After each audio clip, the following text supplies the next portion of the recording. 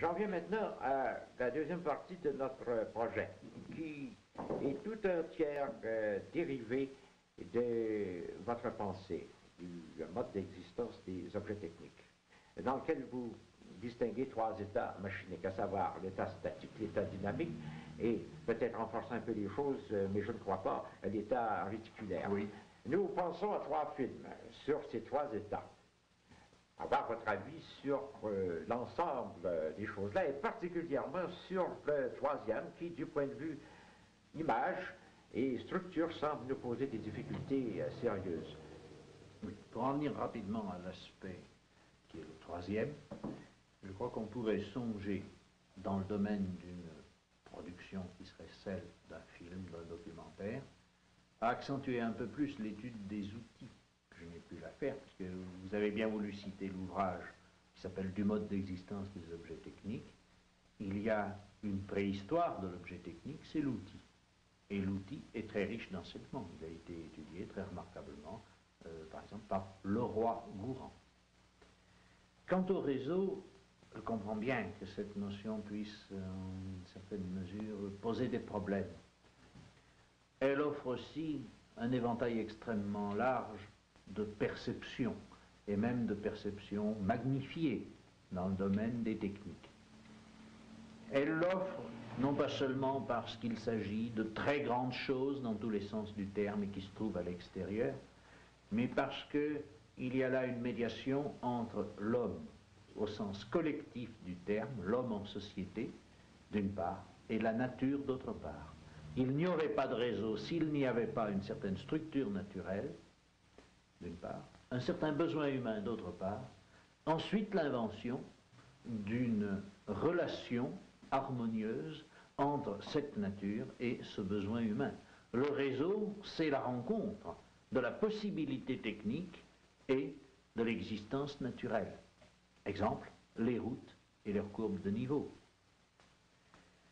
Je crois qu'on pourrait songer aux anciens réseaux, à ceux des pistes, à ceux des routes, au remaniement successif des routes qui ont été d'abord des routes suivant les percées naturelles, couloirs rhodaniens, vallées, les cols dans les montagnes, puis après des routes qui stratégiquement ont tenté d'être aussi droites que possible, enfin au XIXe siècle, des routes suivant les courbes de niveau, et de nos jours maintenant, des routes beaucoup plus droites parce que le virage est devenu chose dangereuse pour une automobile qui est bien assez puissante pour franchir une rampe, mais qui n'a pas jusqu'à maintenant la possibilité de prendre rapidement un virage, sans déraper.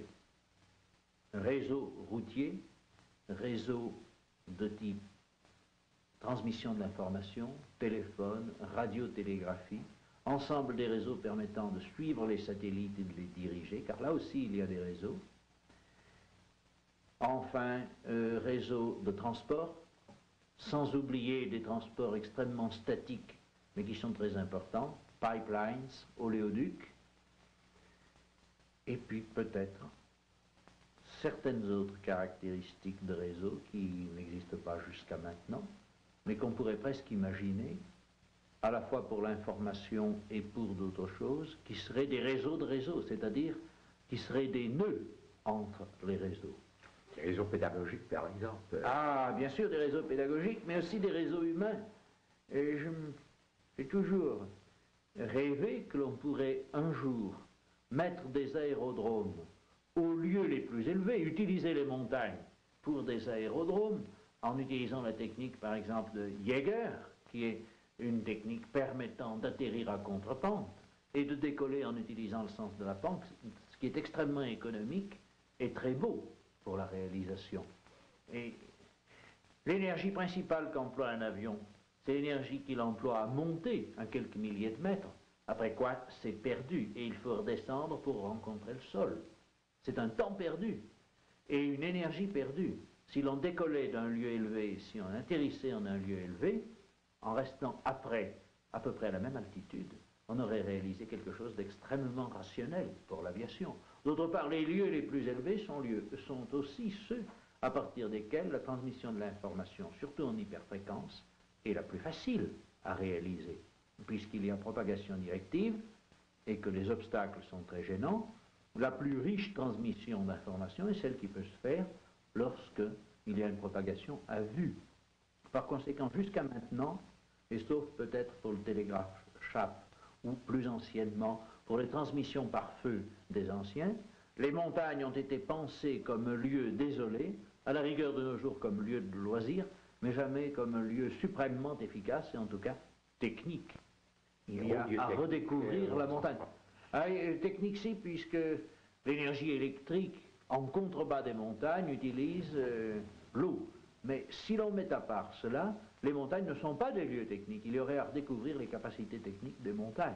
D'une part, un soleil plus intense et plus pur et plus constant qui permet, par exemple, d'utiliser l'énergie solaire, comme à Saint-Gaudens dans les Pyrénées ou en d'autres lieux, à Mont-Louis dans les Pyrénées en France, quelques essais.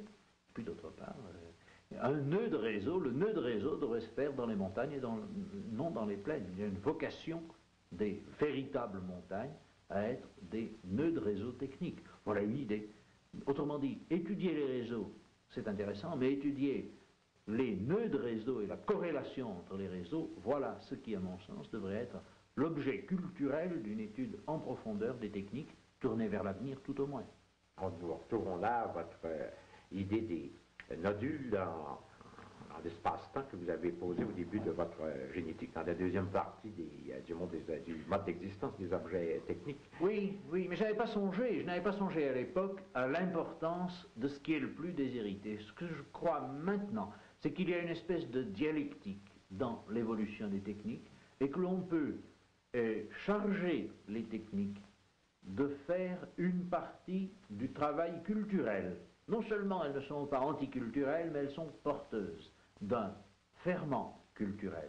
Or, précisément, je crois que les techniques seules, dans leur développement le plus audacieux et le plus intense et le plus pur, seraient capables de faire que les lieux les plus déshérités dans le monde entier deviennent les lieux les plus privilégiés, je veux dire les montagnes et les hautes montagnes.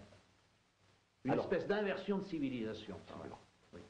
Alors, pour ce qui est du film, vous voyez, peut-être, si je vous entends bien, une allée est venue du dehors au dedans, selon les nœuds du réseau, selon ses échappées, ses conduites, et une superposition de différents moments du réseau. Surtout du passé vers l'avenir.